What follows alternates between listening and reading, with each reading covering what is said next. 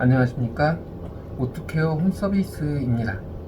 이번에는 산소 발생기를 사용하는 도중에 발생될 수 있는 증상들에 대해서 대처법을 알려드리려고 합니다.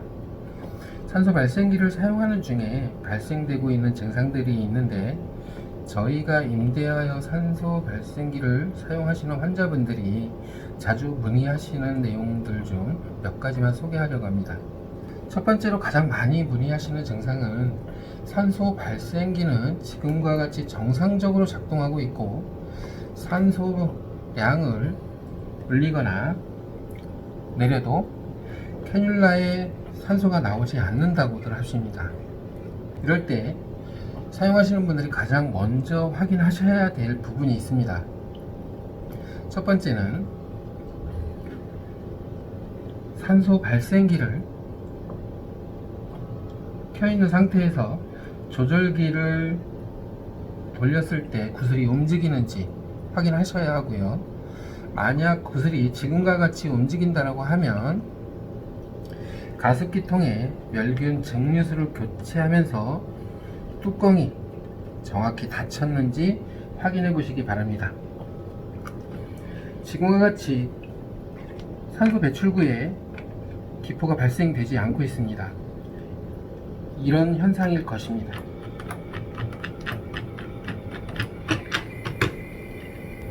보시면 뚜껑과 물통이 약간 비틀려서 체결되어 있는 모습을 보실 수 있을 겁니다.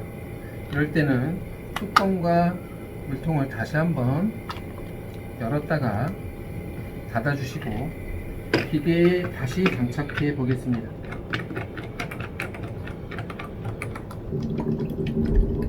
나오죠? 뚜껑이 제대로 안 닫혔을 경우에는 바로 그 틈으로 산소가 새기 때문에 산소줄로는, 콧줄로는 산소가 나오지 않는 현상입니다. 만약에 이 문제가 아니라면 산소 조절기에 구슬은 오르락 내리락 하고 콧줄로 산소가 지금과 같이 안 나온다. 그렇게 되면 산소줄이 중간에 꼬였거나 아니면 침대에 눌렸거나 또 의자에 눌렸거나 하는 증상이었을 겁니다. 마찬가지로 기포는 계속 발생되고 있습니다. 만약에 양을 많이 사용하고 계신다고 하면 지금과 같이 산소 가습기 통해서 새 소리가 날 겁니다. 들으셨죠? 이거는 산소 발생기에 장착되어 있는 가습기 통에 압력을 빼주는 기능이 있기 때문입니다. 그 다음은 산소 조절기를 돌려도 구슬이 움직이지 않는 증상이 나타날 것입니다. 저희가 산소 발생기를 설치하면서 설명할 때 가습기 물통에는 물을 멸균 증류수나 정제수로 사용하셔야 된다고 말씀드렸을 것입니다. 그런데 다른 물을 사용했을 경우에 이러한 증상들이 나타납니다. 산소 뚜껑, 가습기통의 뚜껑을 열어보면 긴 대롱이 이렇게 내려와 있을 것입니다.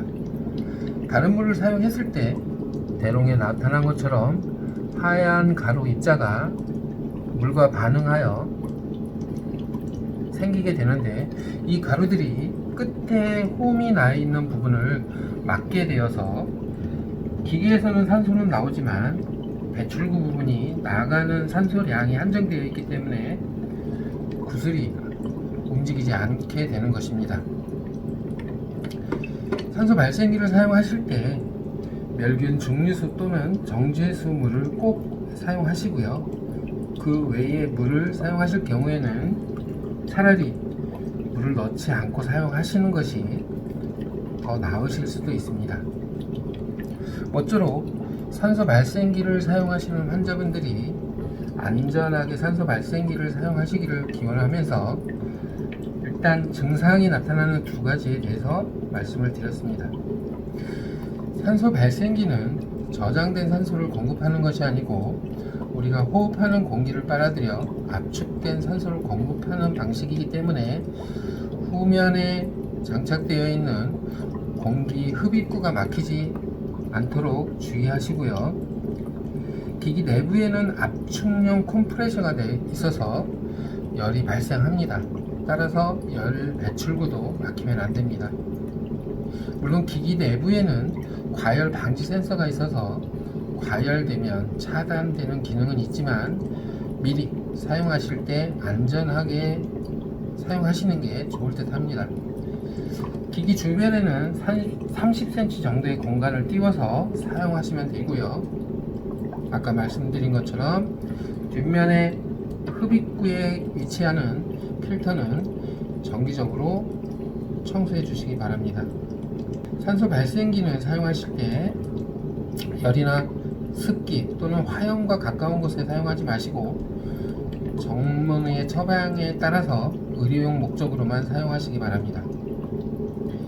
지금 현재 어느 모델을 사용하고 계시든 사용상 문제가 있으시면 언제든지 저희 오토케어 홈서비스에 문의해 보시고 그러면 저희 담당자들은 친절히 알려드리겠습니다.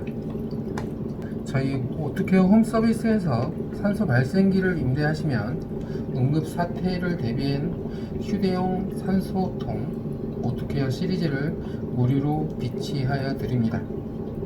감사합니다.